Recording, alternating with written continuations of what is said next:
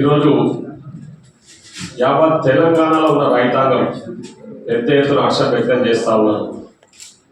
ఎక్కడికక్కడ సంబరాలు జరుపుకుంటా ఉన్నారు. ఈరోజు అవన్నీ చూసి తట్టుకోలేక బిల్లా రంగాలు ఎవరైతే ఉన్నారో బావమరుదులు అక్కసు వెళ్ళగలుగుతూ ఈరోజు లేనిపోని ఆరోపణలు చేస్తూ ముఖ్యంగా మా గౌరవ ముఖ్యమంత్రి గారి పట్ల అనుచిత వ్యాఖ్యలు చేస్తూ ఉన్నారు. ఈరోజు దేశ చరిత్రలోనే ఏ రాష్ట్రంలో జరిగినంత గొప్ప పని ముఖ్యంగా రైతుల విషయంలో ఈరోజు తెలంగాణ రాష్ట్రంలో ఈ రైతు రుణమాఫీ. మన రైతు బాంధవుడు రైతు బిడ్డ పెద్దలు గౌరవనీయులు శ్రీ రేవంత్ రెడ్డి గారి నాయకత్వంలో ఈరోజు ఏదైతే ఆ రోజు జూలై 6, 2022 ఇచ్చిన మాట ఏదైతుందో ఇందిరమ్మ రాజ్యం ఈ రాష్ట్రంలో ఏర్పడుతుంది, ఇందిరమ్మ రాజ్యం ఏర్పడ వెంబడే 2 లక్షల లోపు రుణాల మాఫీ చేస్తామని ఆ రోజు మాట ఇచ్చిన మాట నిలబెట్టుకోవడానికి ఈరోజు రాష్ట్ర ఆర్థిక పరిస్థితి అంతంతర మాత్రంగా ఉన్న గత పాలకులు ఈ రాష్ట్రాన్ని దివాలా ఇచ్చిన మాట నిలబెట్టుకోవడానికి శాయశక్తుల ప్రయత్నం చేసిన ఘనత ఈరోజు కాంగ్రెస్ పార్టీని. నెల రోజుల లోపలనే జూలై 18 రోజు పోయిన నెల 18వ తారీఖు రోజు ఈ రుణమాఫీ ప్రక్రియ స్టార్ట్ చేసినాం. ఆ రోజు లక్షలోపు ఉన్న రుణాలన్నీ కూడా మాఫీ చేయడం జరిగింది. అదేవిధంగా జూలై 30 తారీఖు ఏవైతే 1,50,000 లోపు ఉన్న రుణాలన్నీ కూడా ఈ తెలంగాణలో రైతులకు మాఫీ చేసిన ఘనత కాంగ్రెస్ ప్రభుత్వానికి. అదేవిధంగా ఆగస్టు 15వ తారీఖు లోపు ఖచ్చితంగా 2 లక్షల లోపు ఉన్న రుణాలన్నీ కూడా మాఫీ చేస్తామని చెప్పిన ఘనత కూడా కాంగ్రెస్ పార్టీది. ఈరోజు ఆ ఘనత నిలబెట్టుకున్న పార్టీ కాంగ్రెస్ పార్టీ అని చెప్పేసి సందర్భంగా తెలియజేస్తా ఉన్నాం. ముఖ్యంగా గౌరవ ముఖ్యమంత్రి గారు ఎంపీ ఎలక్షన్ల ప్రచారంలో కూడా చెప్పడం జరిగింది.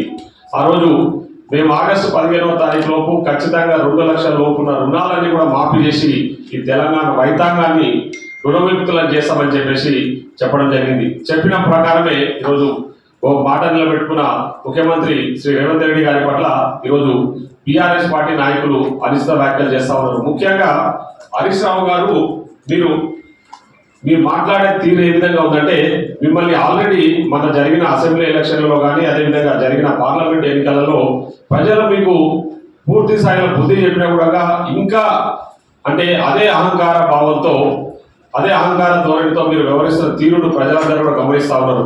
ఈరోజు ఇంత మంచి కార్యక్రమాన్ని అంటే విజయవంతం చేసిన కాంగ్రెస్ ప్రభుత్వాన్ని మీరు అభినందించాల్సింది పోయి తప్పుడు ఆరోపణలు చేస్తూ ముఖ్యంగా రైతులకు తప్పుదోవ పట్టించే ప్రయత్నం ఇంకా చేస్తా ఉన్నారు.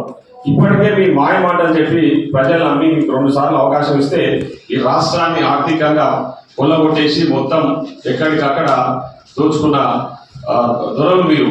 అయినా మీకు ఇంకా బుద్ధి రాకుండా తప్పుడు ఆరోపణలు చేస్తూ ప్రజలను తప్పుదోవ పట్టించే ప్రయత్నం చేస్తా ఉన్నారు. ఈరోజు ఆ రోజు మన జరిగిన పార్లమెంట్ ఎన్నికలలో నీవే సవాల్ తీసుకున్నాం.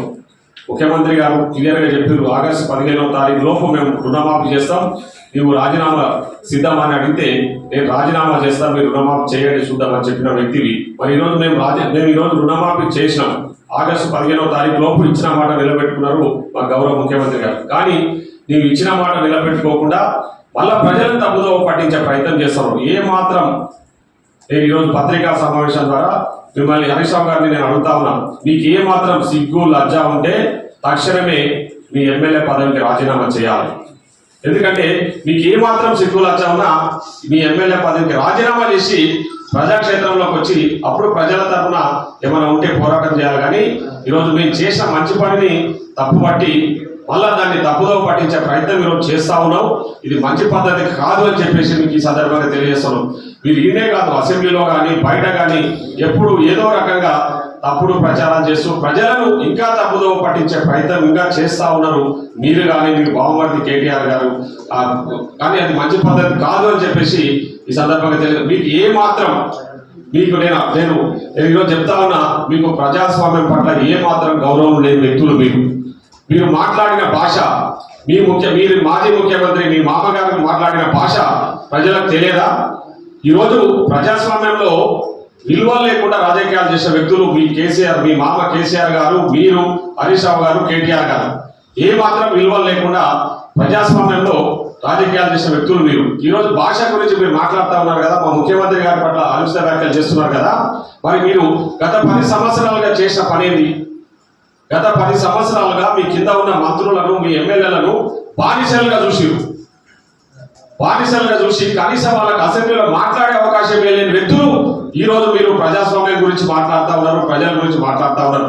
మన అసెంబ్లీ సమావేశాల్లో మీ పార్టీకి సంబంధించిన ఎమ్మెల్యేలు మా దగ్గరకు వచ్చి లాబీలో చెప్తా ఉన్నారు, మాకు చాలా సంతోషంగా ఉంది, ఈ అసెంబ్లీ సమావేశాలు మేము చాలా ఎంజాయ్ చేస్తున్నాం, మాకు మాట్లాడే అవకాశం దొరికినందుకు మేము సంతోషం వ్యక్తం చేస్తా ఉన్నామని చెప్పేసి.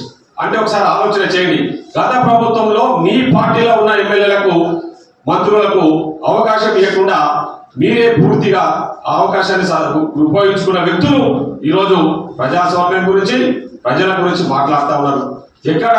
ఎక్కడ తెలంగాణ రాష్ట్రం ఏర్పడ్డప్పుడు మిగిలిన బడ్జెట్ తో ఏర్పడ్డ రాష్ట్రాన్ని 7 లక్షల కోట్ల అప్పులు చేసేసి ఎక్కడికక్కడ దోసుకొని కమిషన్ల కక్కుర్తి పడి అక్కడక్కడ కొన్ని ప్రాజెక్టులు కట్టి ఆ ప్రాజెక్టులలో కూడా నాణ్యత లేకుండా కట్టి ఈరోజు ఎక్కడికక్కడ ప్రజలను తప్పుదోవ పట్టించే ప్రయత్నాలు చేస్తా ఉన్నారు.